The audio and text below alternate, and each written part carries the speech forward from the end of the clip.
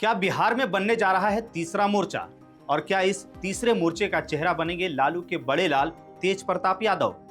देखिए, बिहार की राजनीति में विधानसभा चुनाव 2025 से पहले सियासी समीकरण तेजी से बदल रहे हैं। जहां एक ओर एनडीए और महागठबंधन यानी कि इंडिया गठबंधन के बीच सीधी टक्कर मानी जा रही थी, लेकिन इसी बीच अब तीसरे मोर्चे की सुगबुगाहट ने मुकाबले को और दिलचस्प बना दिया है।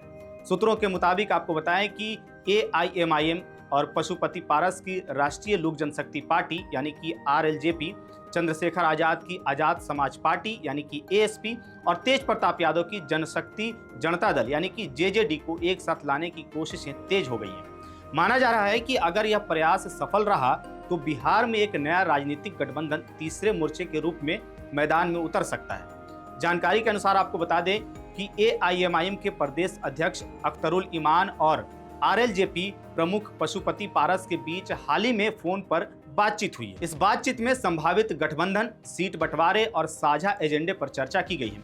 दोनों नेताओं ने बिहार में एक राजनीतिक विकल्प तैयार करने पर भी सहमति जताई है।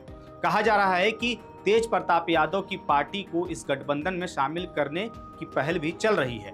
बताया यह भी जा रहा है कि उन्हें महत्वपूर्ण भूमिका देने का प्रस्ताव भी मिला है और उन्हें गठबंधन का चेहरा बनाए जाने पर भी चर्चा हो रही है। आपको बताएं कि रविवार को आरएलजेपी की अहम बैठक हुई। सूत्रों के मुताबिक बैठक में पशुपति पारस ने बताया कि महागठबंधन ने उनकी पार्टी को मात्र 4 सीटों का ऑफर दिया है, जिसे उन्होंने ठुकरा दिया है।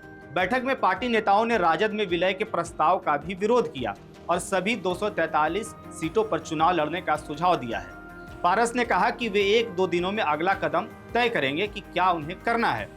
बैठक के बाद पशुपति पारस ने बताया कि उनकी बातचीत ओवैसी और चंद्रशेखर आजाद से भी जारी है और आरएलजेपी अब उनके साथ गठबंधन को आगे बढ़ाने पर विचार कर रही है।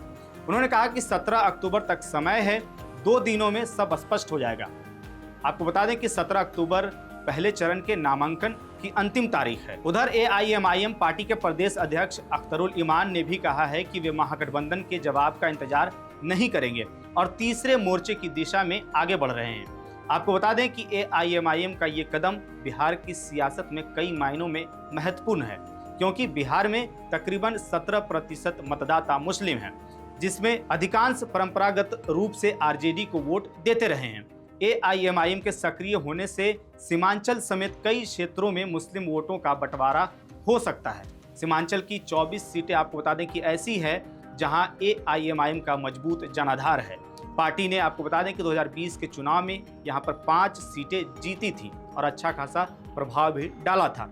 वहीं बिहार के सियासी परिदृश्य में अन्य दल भी सक्रिय हैं। मायावती की बहुजन समाज पार्टी अकेले चुनावी मैदान में उतरेगी, जिससे दलित वोटों पर भी असर पड़ सकता है। प्रशांत किशोर की जनसुराज पार्टी और आम आदमी पार्टी ने भी सभी 243 सीटों पर चुनाव लड़ने का ऐलान किया है। कुल मिलाकर बिहार विधानसभा चुनाव 2025 में एनडीए, महागठबंधन और संभावित तीसरे मोर्चे के बीच त्रिकोणीय मुकाबले की संभावना बन रही है। बदलते सियासी समीकरणों के बीच इस बार का चुनाव नतीजा अप्रत्याशित दिशा ले सकता है।